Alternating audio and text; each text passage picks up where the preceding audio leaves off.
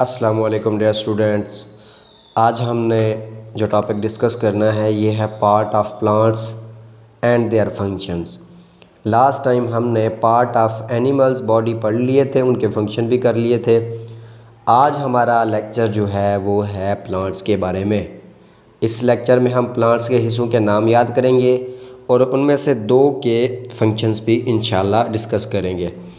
तो देखते हैं इसके जो हिस्से हैं, following are part of plants. इसके कुछ हिस्सों के नाम हैं।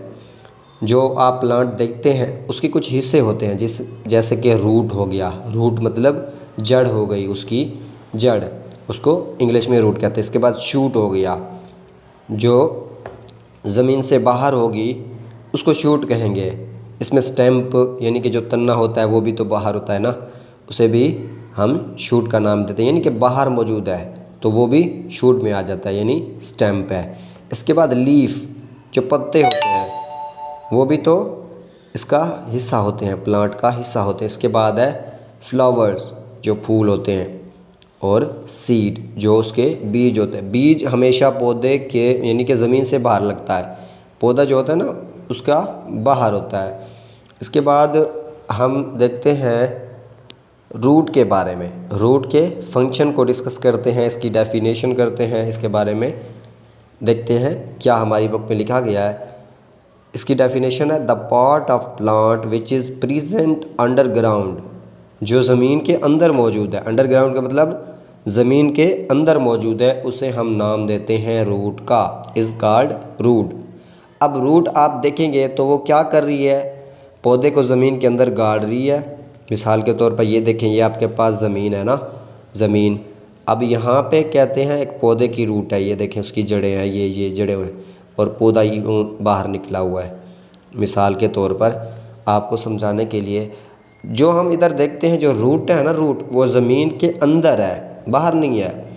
इस तरह ये जो रूट है ज़मीन के अंदर, जो पौधा है उसको गड़े रहने में, यानी उसमें मजबूती से खड़े रहने में मदद करती है।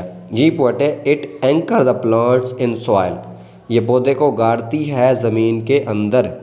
इसके बाद दूसरा पॉइंट है plant get minerals from soil by root.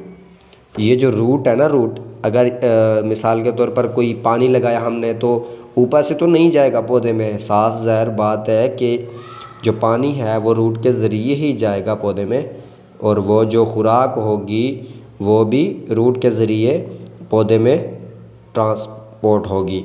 वही बात कर रहा है कि प्लांट गेट मिनरल या फूड भी कह सकते हैं फ्रॉम सॉइल बाय रूट, जड़ के ज़रिए हासिल करते हैं। इसके बाद है शूट, जिसे हम स्टेम भी कहते हैं।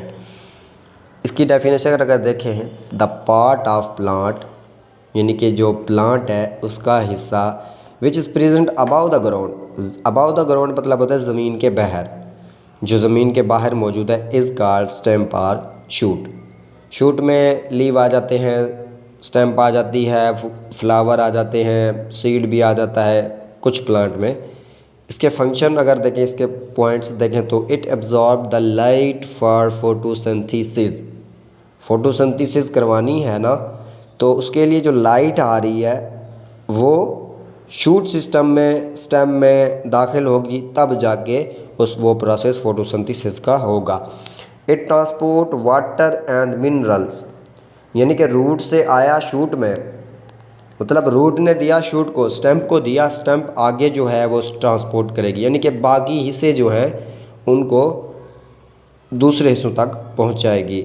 इसके बाद है इट आल्सो सपोर्ट प्लांट, यानी कि इसको जो प्लांट है, जिस तरह जड़ मजबूती से खड़े रहने में मदद देती है, इस तरह जो शूट है वो उसको एक निस्बत देती है, एक वज़न देती है कि वो यहाँ पे मजबूती से खड़ा रहे।